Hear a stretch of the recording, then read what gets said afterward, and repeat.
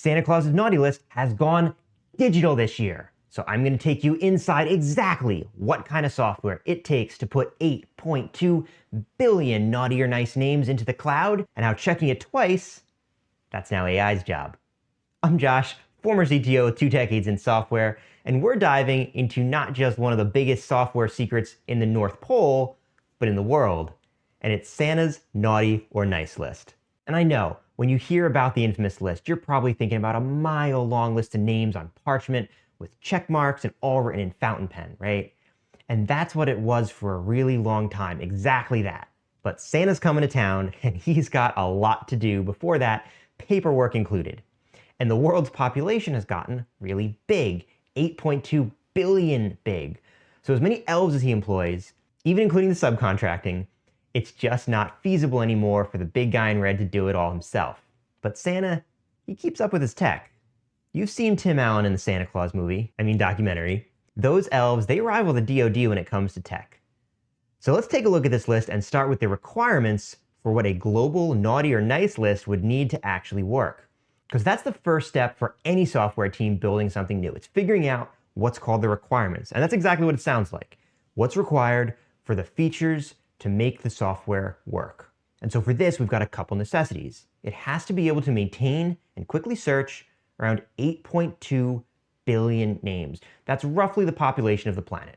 It has to be able to track whether they're naughty or nice, and it has to be checkable at least twice. So you've got naughty or nice. There's 2 options here, and that's what engineers call a flag, an on or off. Flag up or flag down, okay? 0 is naughty, 1 is nice. Off is naughty, on is nice. Flagged or not flagged. Okay, that's pretty easy. Checkable, in this case, it's just a counter, a number, right? In this case, for each name, how many times has it been checked? It can go up to 2, but it can also go higher.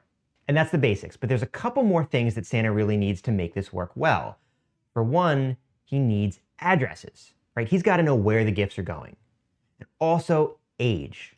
In this case, just date of birth is enough because you can calculate the age from that, but that's going to affect what kind of gifts you're getting. So what we have then with all these requirements, this is called a relational database because we have a bunch of different types of data, a bunch of information like names and addresses, and then they're tied together by relationships. So for example, several names could all have the same address. That's family. I did some napkin math here, okay? And the names, if you're super efficient and assume say 32 letters for first and last, which is a little above average, you can get the names alone to about 260 gigabytes. So in this case, 1 letter is 1 byte. So it's 3.2 billion times 32. Now addresses, that needs a little bit more leeway, okay? So a common amount to set aside for a text field like this is 255 bytes. And that's not breaking it up by city or state, zip, things like that. This is just, this is just napkin math here.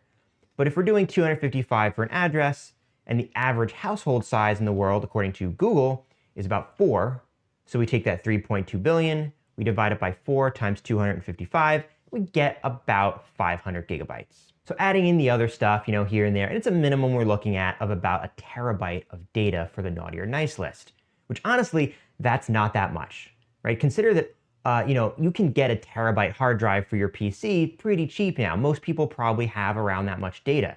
ChatGPT 3.2, I think it was, that was trained on 45 terabytes of data. Okay, so 1 terabyte, not bad. Granted, it's still an absurd amount of records to have in a database, right? And so where does all that data, where does it reside? Where does it live? And you're probably thinking, oh, it's in the cloud, right? Well, here's the thing. Santa hosts his own cloud servers. And it's probably for privacy reasons, but also none of the major cloud hosting providers offer regional data centers in the North Pole. Check out this video up here on more about cloud hosting and data center regions.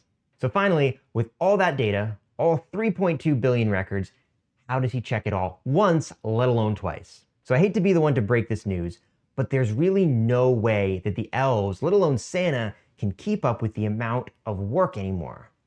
So that's why they've been integrating, you guessed it, AI. It's still new, so only that second check of the 2 checks is AI this year, but keep a close eye on who's getting coal just in case. Of course, AI is only as good as its training data. And it's a very specific set of information that you need to train AI on for making, determinations about naughty or nice. In fact, it's actually a proprietary formula that's owned by Santa. So rumor has it, though, that the North Pole has an open contract with OpenAI for a custom-trained AI agent specifically for naughty or nice lists. But despite that contract with OpenAI, Sam Altman, ironically, is still on the naughty list. So that's the video. If you like that, it's kind of what we do around here. We use fun, pop culture, news, or humor as a way to kind of explain and give insight into the software industry. So if that's your thing, follow along with the channel. Also, like the video, it's very much appreciated and it's free. And stick around because there'll be more coming real soon.